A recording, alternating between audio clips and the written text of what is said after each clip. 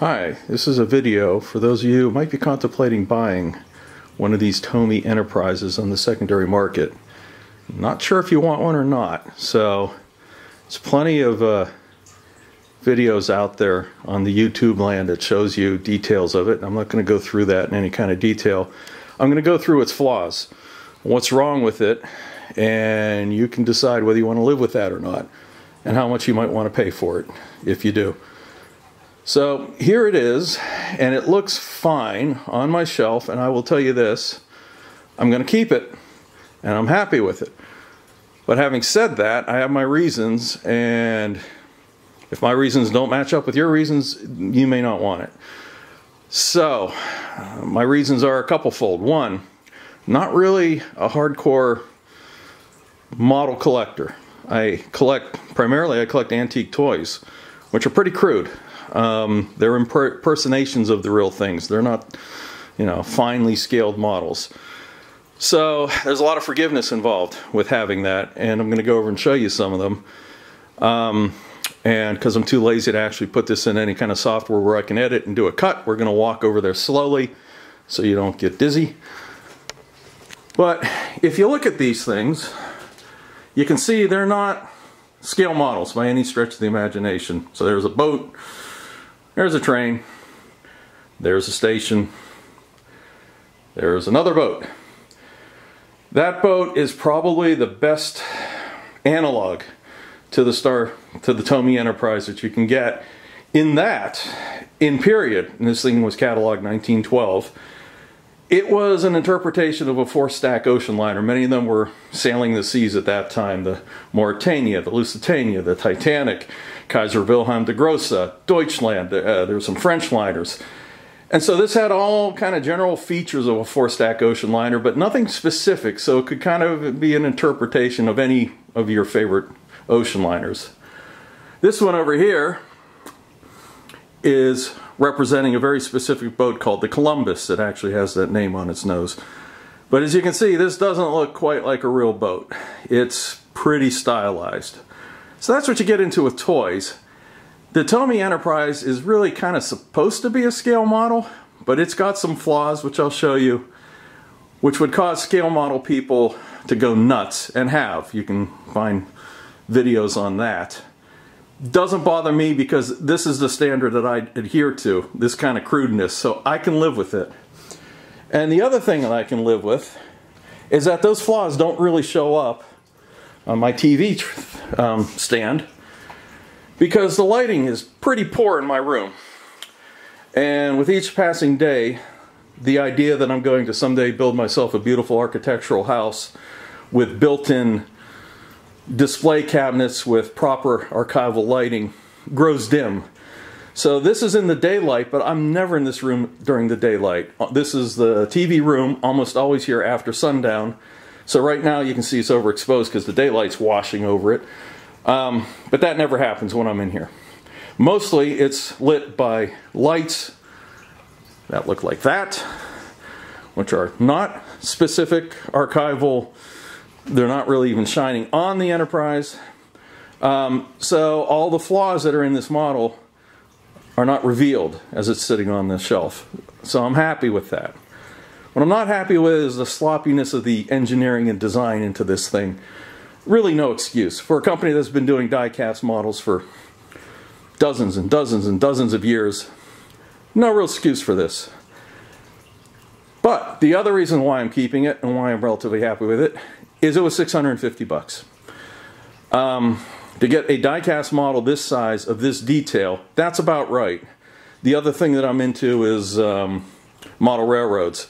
And when you start talking about like O-scale trains, HO trains, some of the higher end HO trains, they're die-cast nowadays. All the locomotives are die-cast, highly detailed. The big ones start at like 1,000 and go on up. So 650 for a die-cast model of this kind of size, scale, detail, it's not out of the question. The other thing is that there's no other competition for this. You could buy a plastic model kit. I hate plastic. You can build it yourself. I have marginal modeling tools. I can't airbrush to save my life. And to put in a light kit like this, in a plastic model kit, we're talking about building the kit would take you at least 100 hours, probably more. If you want to buy one already assembled, you're stuck with a plastic model kit. I hate plastic. They typically are about $4,000 to have them professionally built because it's 100 hours, and you know, a professional means that you're paying somebody his time. And you know, a time for a skilled model maker is, you know, figure about 40 bucks an hour, 100 hours. You can do the math. So for all those reasons, I'm happy with it. I'm keeping it. I like it. So let me show you some of the flaws and some of the just unbelievably dumb things that they did on this that just makes you want to tear your hair out. So the first thing that I want to show you that you'll see and people are complaining about are these patches that are on the hull. As soon as this thing focuses. Okay, you see those dots? Those are covering up screw holes. When you make these die casts, you have two sides, you have to screw them together somehow. Their idea to screw these together was to go right through the hull. If they had been thinking, they would have done overlapping plates on the interior, screwed up from the bottom, or maybe if that didn't provide enough compression, maybe they could have run a screw through the back of it into some sort of clamping mechanism. You know, there are ways of doing this. Again, going back to scale locomotives, the locomotive boilers are all one-piece castings. And if they're not one-piece castings, they do a really clever job of hiding the seams and hiding how they put them together. So there's no excuse for that. People know how to do this. So this is just really bad. And it looks really horrible right here, right now, as I'm sitting in front of you. But I never see it in this light. I'm always seeing it in a darkened room. So that's okay. That doesn't bother me too much. I'm hoping that the windows that are not on are not burnt out. But I can't guarantee that. So anyway, so that's one problem. So what Tomy's big idea was that they were going to plaster over them, sand them out, and you would never see them again. Obviously that didn't work out, and it never could work out. The expansion contraction of the die-cast metal would have been different than whatever they filled them in with. Over time, the cracks would have shown up. So this is pretty bad, and this is what's causing a lot of people to basically return them or cancel their orders, which is why they may be, well, they will be available in the secondary market. Okay, the other thing is people are having a lot of problem with these seam lines. These, you can see where the neck comes in. It's a little, you know, there's a gap there. Along this nacelle, I guess it is, you can see the seam line. And you can see that it looks like they attempted to kind of fill it in and sand it, but they didn't do a very good uniform job. I don't even know how you do this. The lettering seems to be a little bit off from the top to the bottom. I would have thought you would put that decal over top of it after you were done. It seems very weird how they did this. Again, that would kind of be unacceptable. It is unacceptable, really, and cause for returning this, except, as I said, I'm a toy collector. This kind of goofiness is something I'm used to, something I don't really have a problem with, and a lot of the greatest toys ever made in the history of toys have flaws like this. It's just something you kind of live with as a toy collector, but you may not be able to live with if you're a real, you know, scale enthusiast. So, the other problem, you can see all this hardware to hold up this saucer. That's there because somebody got the bright idea that they're going to make this saucer detachable and that you can display it separately away from the hull. Why in God anybody would want to do that, I don't know. There is a guy on YouTube who says it's a great idea and he's going to display it that way. I've long since given up trying to figure out why people do the things they do. That's fine. They say it's like a feature, but really it's just they sell the saucer, or they put the saucer separate in the box and you have to bolt it together with a screw. So you're gonna have to do that anyway, so they try to make this a feature that you don't have to bolt it together. Well, now, so to display that saucer separately, the stand slides apart. You can move the front of the stand forward, and all that hardware there is there to support the saucer separately. What about those of us who have no interest in doing that because it's just too goofy for words? Well, we're stuck with this stupid, ridiculous huge oppressive stand to hold the saucer up. And that has a couple more ramifications. So one is that you can see that it obscures the other side of the model. The other side of the model is the one that doesn't have the plugs. It's the good side. You can't see the good side with this stand. It's partially obscured. This side here is what they call the filming side, because the real Enterprise, the 8-foot long model, was only finished on one side, because that's what you do with Hollywood props. You put in detail only where necessary. You don't spend the money on stuff that isn't. So they only filmed it for one side. They only finished it on one side. It was this side. This is why they chose this side. But they also chose this side for the plugs. So that's frustrating an awful lot of people. And the other reason for all this is because that saucer section is heavy, and so it is putting a lot of weight forward.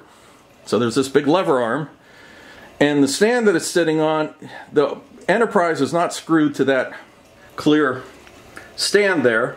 That clear stand is screwed to the base. It's just got two pegs that are kind of coming up in the front into the hull at the bottom of the Enterprise. A great place to put screws if you wanted to screw together the two-part hull, if you wanted to do it sensibly instead of going in through the sides.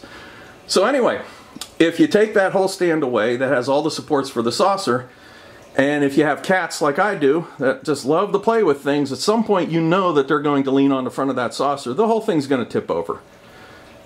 So that's why they want that there. I think I've also read something about their concern that the screw is not strong enough to support it, and over time the saucer is going to start separating and tilting away from that. I don't know if I buy that. Screws have a lot of tensile strength.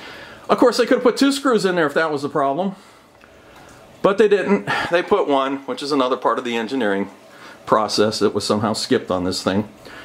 And what they really could have done was they could have run a screw into the back from the stand into the back of the Enterprise and extended the stand in the front so that there is no real cantilever that could be used to tip over the Enterprise. Again, that would require about 15 to 20 minutes of real honest-to-gosh engineering thought and one screw, which they didn't do. So that's a little bit annoying. And then look at all this plastic that's in the that is in these stands. That is totally unnecessary. That whole center section there could be cut out, and it would deplete nothing in terms of the structural integrity of that stand. And what I'm hoping with this video, if nothing else, is that some enterprising person that has access to production facilities can come up with an alternative stand that can support this thing without supporting separately the saucer section with all this goofy stuff. And hold the Enterprise in a way that my cats couldn't possibly destroy it, because God knows they've destroyed just about everything else that I owned. So that's basically it in a nutshell. Other than that, it's nice. You can see a lot of the details through much better videos than mine. I do want to talk a little bit about this bridge that's illuminated. And once this guy focuses in, you can see the captain's chair, and the whole bridge is aligned with the axis of the Enterprise as God had intended. There's a bit of a controversy about that, and I'll tell you about it, though I do have to tell you that some arguments are just too stupid to be allowed to continue, but this is one of them. Alright, so you see that round thing in the back here? So that's for the elevator. But if you ever watch a TV show, the elevator doors are over on the left. The reason for that is because it's a freaking television show, and the bridge is a stage, and Stagecraft 101 is people enter stage left, stage right. They don't enter from the back. So putting the elevator doors right behind Kirk would be really problematic for visual lines. You either shoot directly onto Kirk's chair and then he's blocking the view of people coming in and out, or if you shoot at an angle like they did a lot, you know, from this angle, you wouldn't be able to see the elevator doors because they'd be off to the right, and you just see Kirk there in somewhat profile. So that's why that's there. But the ship has the elevator in the back. And the reason I keep saying elevator and left and right instead of turbo lift is I'm hoping to goad some geeks that may be watching this thing with their Spock ears on into furiously typing into the comments, oh, that's a turbo lift, it's not an elevator. That's what I'm trying to do here. I know it's port starboard, no, turbo lift. So anyway, so some models have actually canted this whole bridge is crooked so that the turbo lift doors line up with that turbo lift shaft, which is just too ridiculous for words. There is, if you go on YouTube, there's a guy who's building a giant model of this where the saucer is 18 feet in diameter, which is about the size of a small above ground swimming pool. And what he did was he put it like this, as God intended, and then has his turbo lift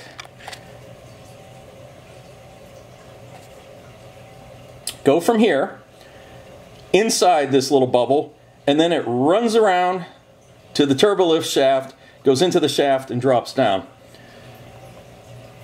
Which is a creative way of solving this problem. Yes, it's really stupid. Why would a turbo lift do that? But that's how you square those two corners. And I just have to reemphasize again, it's a TV show. Don't take it so freaking seriously. So anyway, that's it for me in this. And I'm sorry for all the shaky camera work. This is amateur production, but just thought I'd get that out there for anybody looking to invest pretty heavily into one of these. Know what you're getting into. So y'all take care. Bye.